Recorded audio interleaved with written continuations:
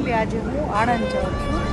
હા, કાઠિયાવાડ ને પપ્પાને થોડી એનો દુઃખ તો છે, પણ સાથે ખુશી બી છે કે મારા હબ્બી મને મળશે. બહુ એક્સાઇટેડ છે એને મળવા માટે. અને ત્યાં પણ મારા મમ્મી પપ્પા કેનેડાથી આવી ગયા છે, તો એમને મળીશ. અને હું જાઉં છું બાય બસ સાવરકુંડલા વડતાલ. બીજા બ્લોગ કરતાં આજનો બ્લોગ તમને થોડો ઇમોશનલ લાગશે. કેમ હું મારો પિયર સાસરે જ છું. કેટલી મારી પપ્પાની યાદો લઈને જાઉં છું.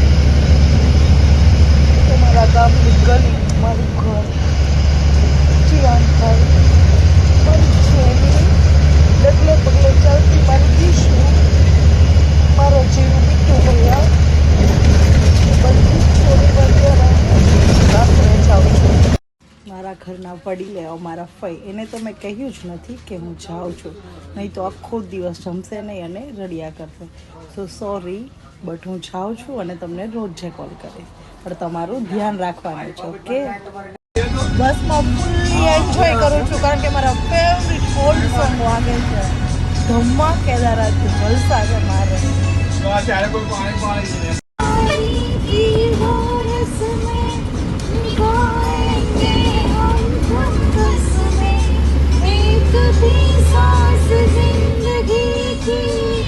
जब तक हो अपने बस में खोना है, तुझको कर पाना है, जीवन का मतलब तो आना और जाना है. જમવા માટે થોડી વાર અમારી બસ ઊભી છે હોટેલ આદિત્યમાં, તો મેં વિચાર્યું ચાલો મારો ફેવરિટ આઈસ્ક્રીમ ખાઈ લો. જલ્દી આણંદ આવી જાય એવું થાય છે, જલ્દી મારા હબીને જોઈ લો. એ કેટલા એક્સાઇટેડ છે ચલો એ હું તમને વિડીયોમાં જ બતાવીશ.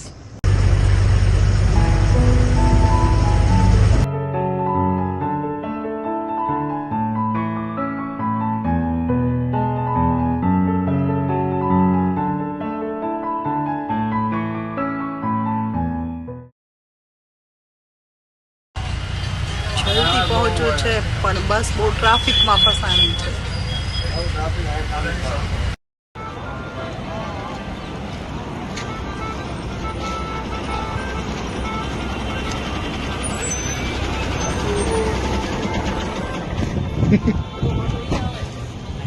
તો હેપી, ફાઇનલી લાલુ મળી ગયા છે અને લાલુ બહુ જ હેપી છે. અમે લોકો ઘરે જઈએ છીએ.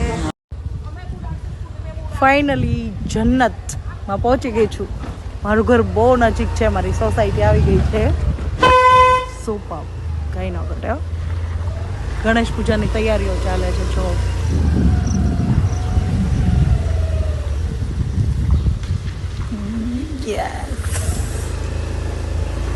ફાઇનલી મારું ઘર બહુ નજીક છે.